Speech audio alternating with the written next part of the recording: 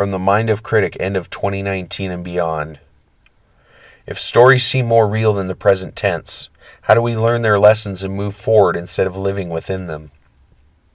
Do we take events as they come in, staying so present in the moment our sadness grows that it will end, instead of our happiness growing because it's gracing us with its presence?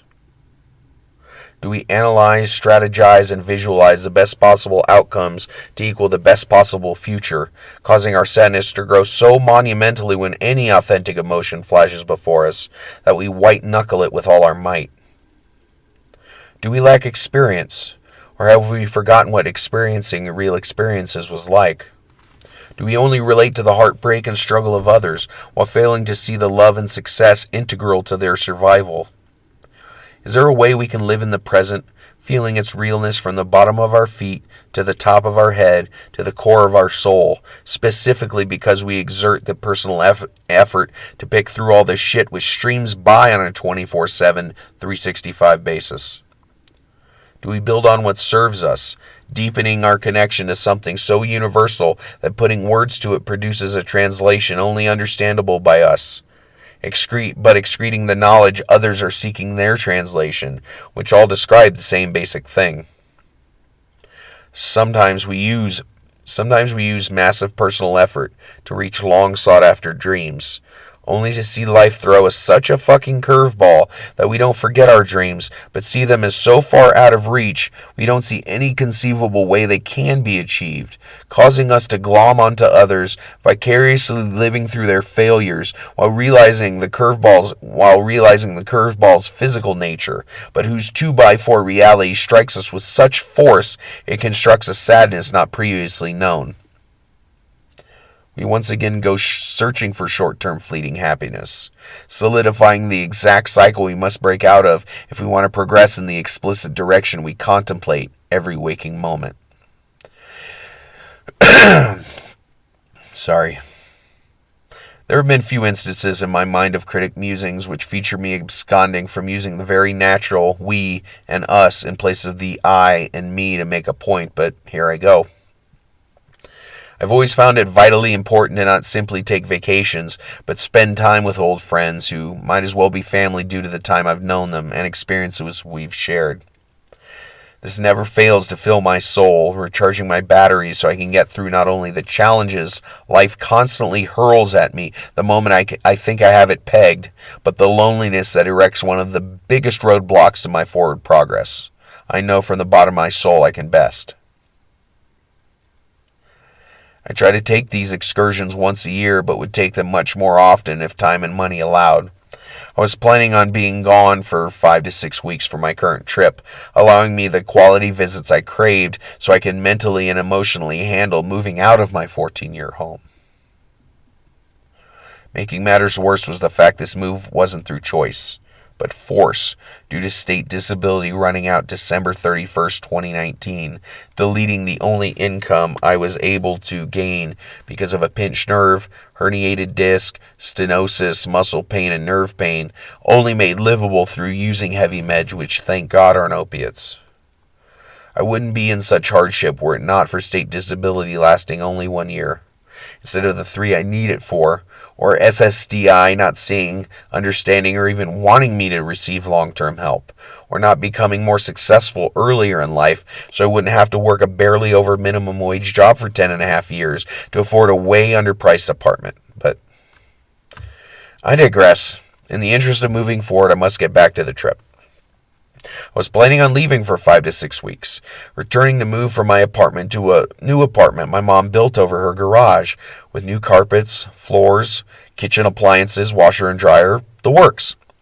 A place anybody would be proud to call home, but more on that later.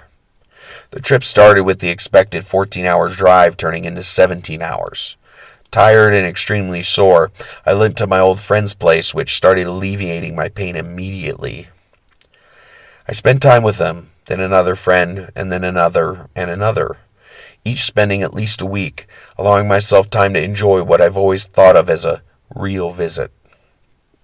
After the much-craved visits, I returned to my old friend's place to pack in as much energy as I could before I trekked back north and back to the forced reorganization of my life. A couple weeks before the scheduled departure, I ran into some car trouble. And then my clutch went out. And like any car problem, it can be traced to symptoms which may or may not have been ignored. Before my clutch took a shit and wouldn't go into gear, let alone start, it began with a noise that got louder and louder until I couldn't put off its repair any longer. Having AAA and using it many times, procuring a tow wasn't a problem.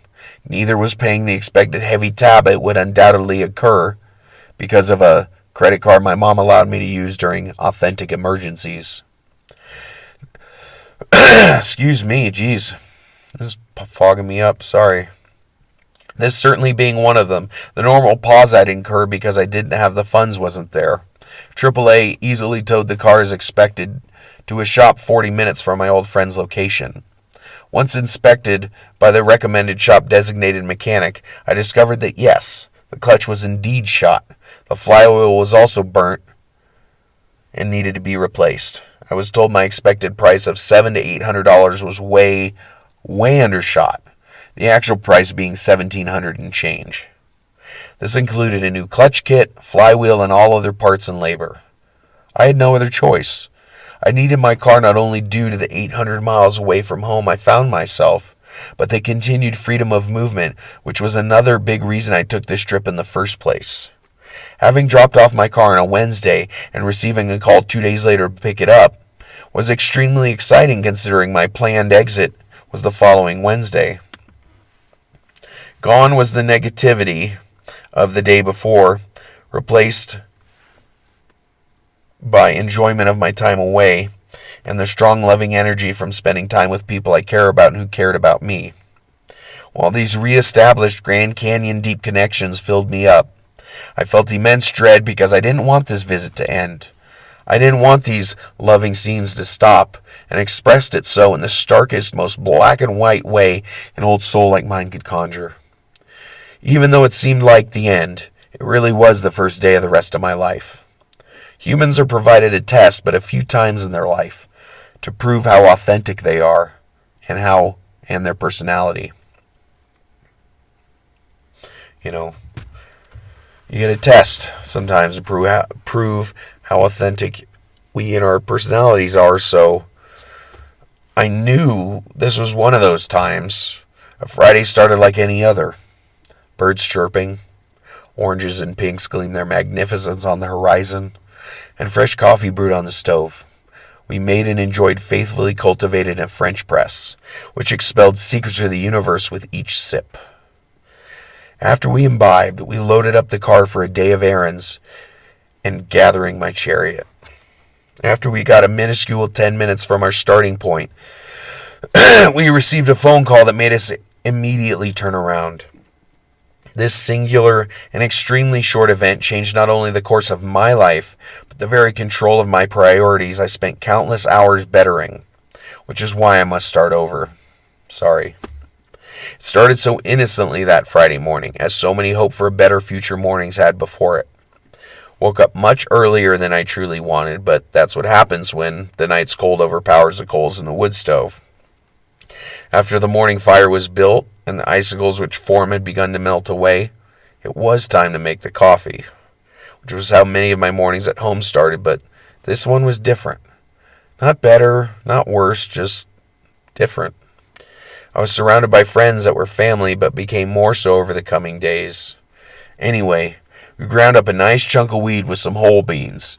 When the product was placed in a French press with boiling water, it created a magical concoction made even more perfect when combined with a fair helping of salted caramel Baileys. This truly was and continues to be the elixir of the gods. Combine that with some dabs, a store-bought joint, and a beautifully prepared, hand-rolled doobie of expertly manicured homegrown, whose cultivation techniques were bettered over the decades. Enjoying all three with the delicious coffee put us in a headspace that we could handle whatever the fuck the day threw at us, which on this particular Friday was extremely needed. I was going home 4 days later, ending what had been one of the most recharging trips I've ever had. Combine that with the fact I was picking up my car with a hefty $1,700 repair bill.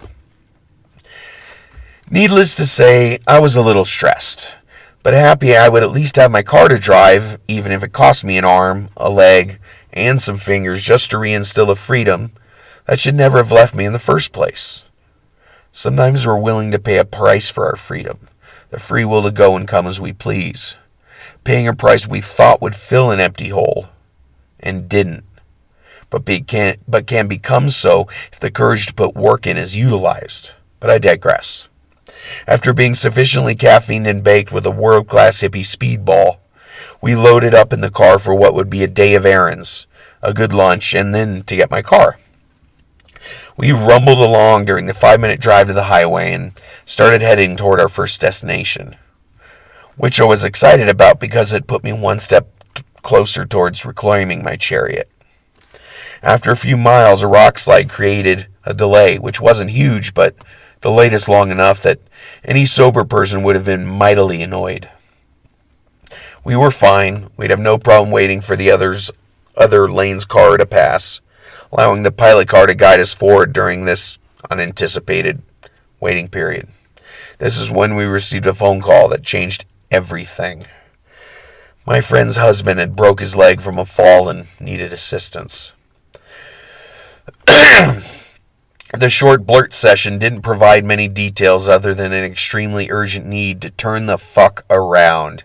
The collective worry of the car, which counted 4 people, including me, wasn't worried, because at least it wasn't life-threatening, but would be lots of work in the very near future.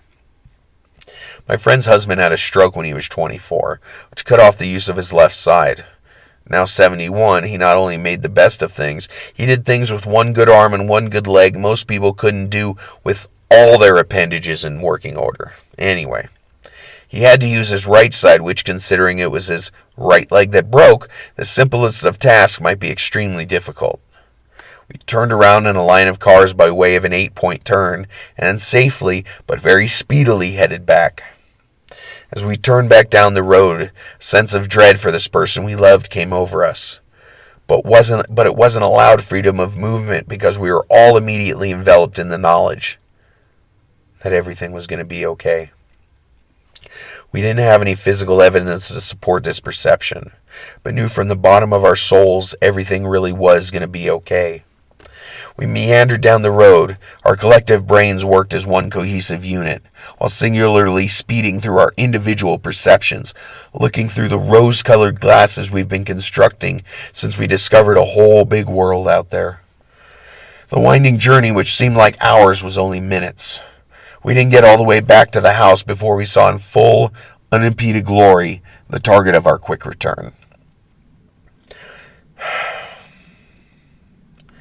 There my friend's husband lay in the road, with an umbrella held by a daughter to keep the scorching sun from blinding and overheating him.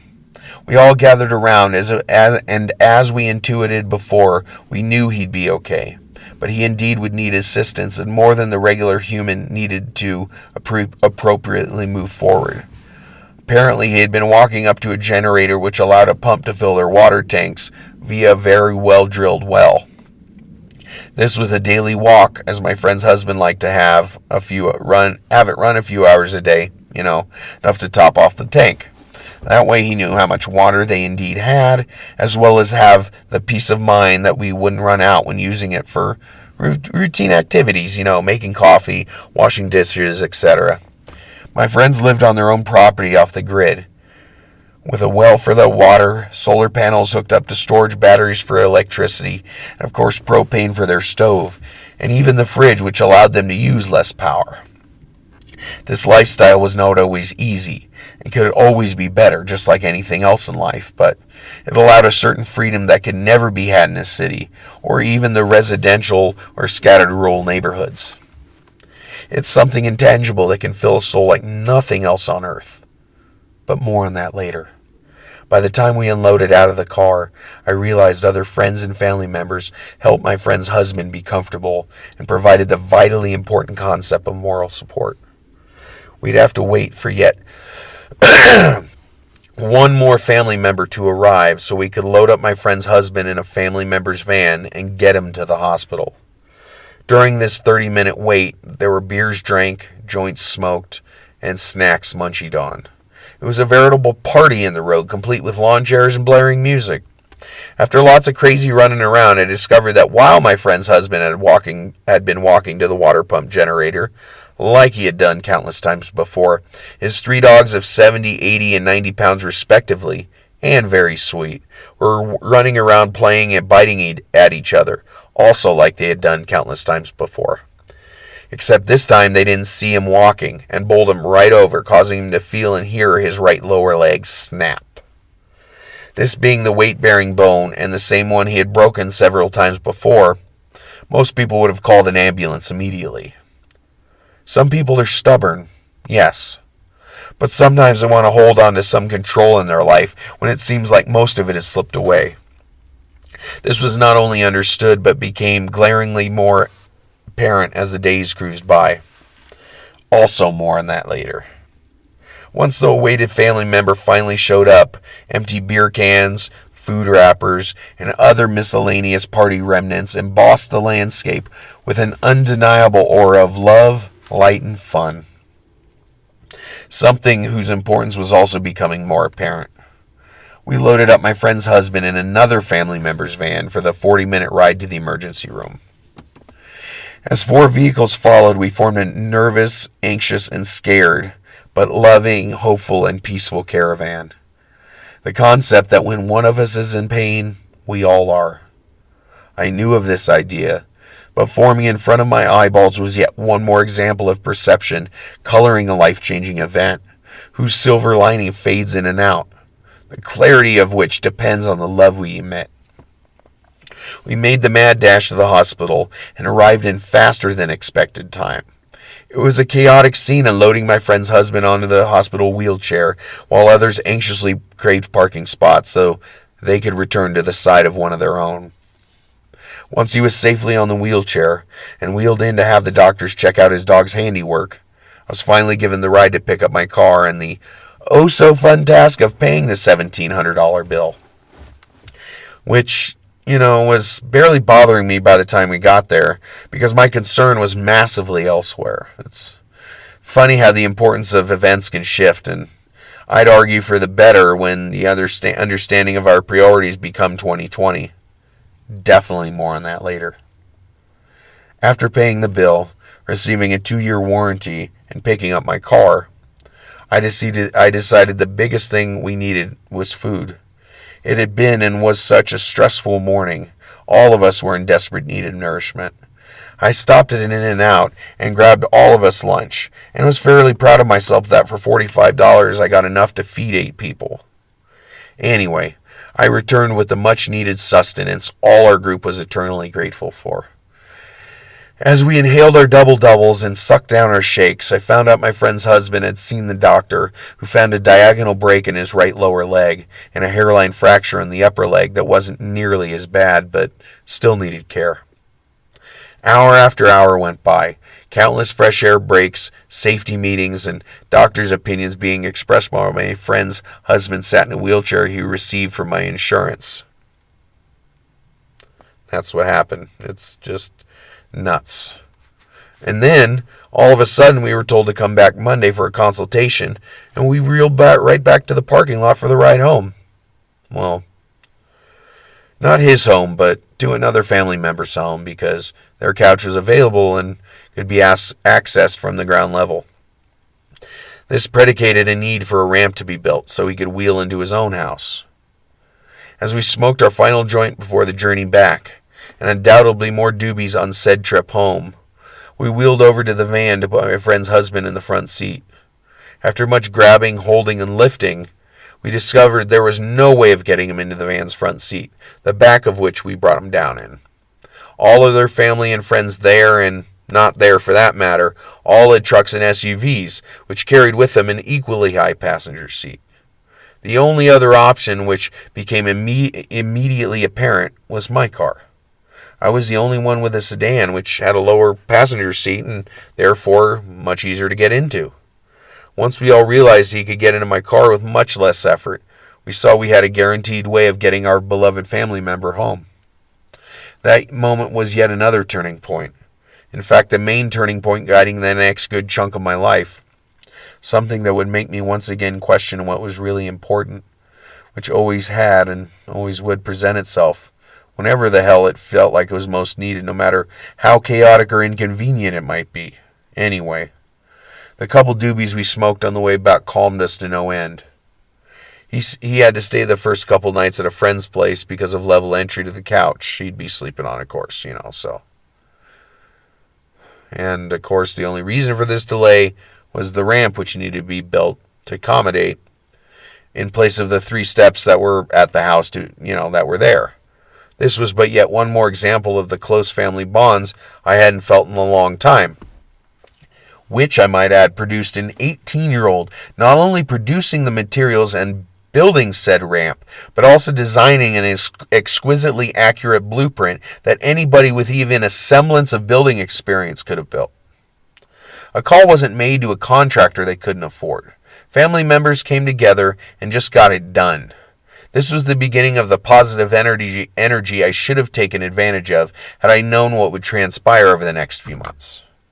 We rolled my friend's husband through his door 2 days after the accident, which carried with it a doctor appointment the next day to get it casted up. A bed made up in the living room would hold the family patriarch, which, full of love, joints, and painkillers, he'd be just fine. This was a continuation of the feeling I had earlier. I didn't know how or when, but something was screaming from the bottom of my soul, everything would be fine. Some might describe this as having faith in the unknown, feeling something so strongly that something changes in the brain, convincing the rest of us something is undoubtedly and authentically real when it's actually a figment of our imagination. This wasn't that. This wasn't faith. This was something I wasn't just picturing because I wanted it to happen. This was something I was only beginning to understand, let alone apply. For if I did have the experience of this not quite describable feeling and 110% confidence in its existence, I would have been much more prepared for what the doctor said the next day. We discovered the cast would have to be on for 6 to 8 weeks, which is completely understandable for a diagonal break. Thank God surgery wasn't needed so long as the break healed the way it was supposed to. What was starting to sink in, and what we discovered repeatedly getting my friend's husband in and out of my car, was my vehicle was literally the only one he could get in and out of. Everybody else had the trucks and SUVs, and my car's front seat was equal height with his wheelchair. This entailed me extending my trip for that 6 to 8 weeks, so I could help when these family members really needed me, including my long-term friend, and keeping her sane by smiling and laughing. It's what you do when somebody you really love needs you. You just act. Period.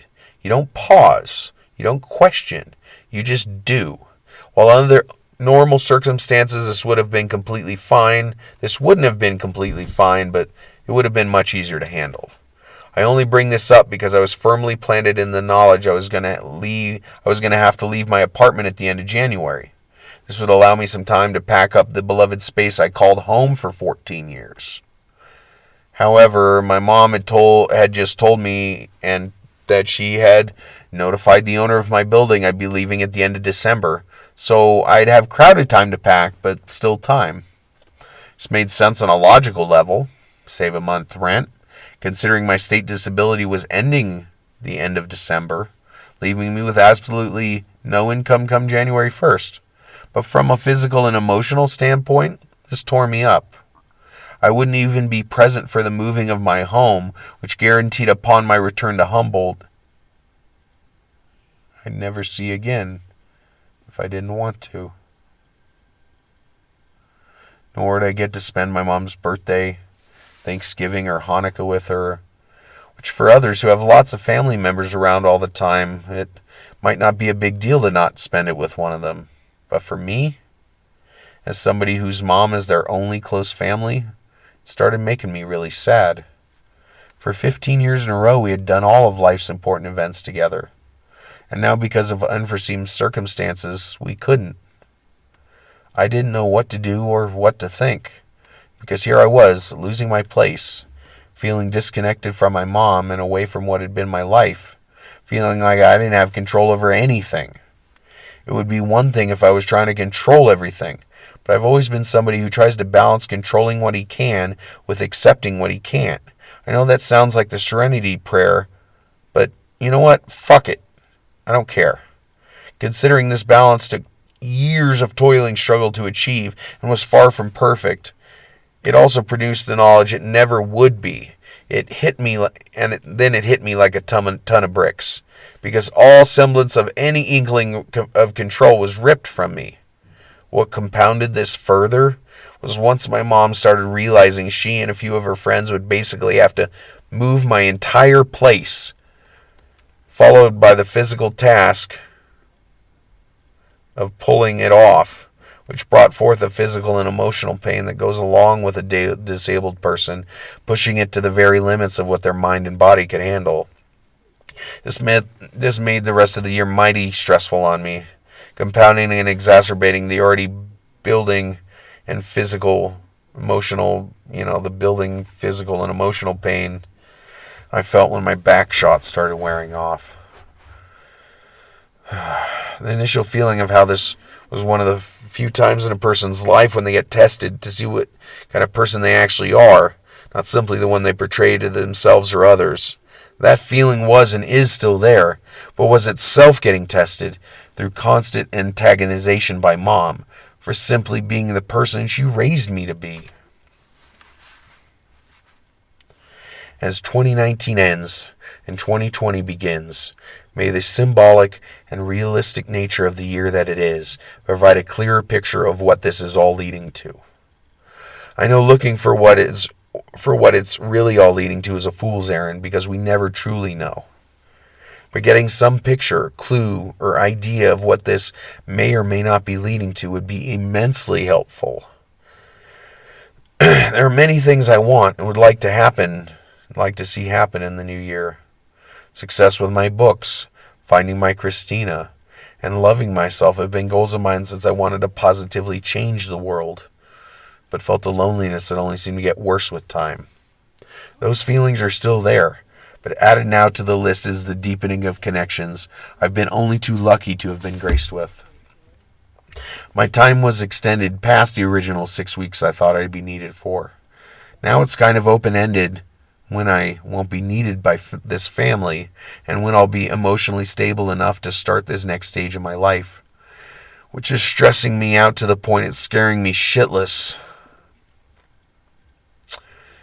In this new year, may 2020 not just be the year on the calendar, but the vision with which I view everything going on in front of my eyeballs. This moment is the scariest fucking thing I've ever been through. May I have the courage to make it through to the as of yet unrealized other side, which may not only be more beautiful than I could imagine, but may be exactly what I'm looking for, which I won't even know exists unless I continuously and lovingly keep moving forward.